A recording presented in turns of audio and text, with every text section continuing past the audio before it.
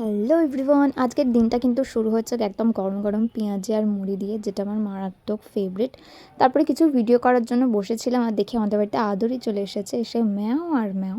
তারপরে আমি ডিম ছাড়াতে বসে পড়েছিলাম। ডিমটা না প্রচণ্ড গরম ছিল, যার জন্য আমি হাতই দিতে পারছিলাম না।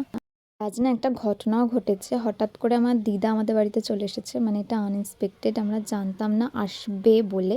মনে হয়েছিল আসবে, বাট আসবে বলে জানতাম না। কাছাকাছি এসেছিলো তো অতটা ঠিক ছিল না, আর ফোনে যোগাযোগও হয়নি। আমরা গিয়েছিলাম আইসক্রিম কিনতে, যেতে যেতে দেখি দিদা আসছে।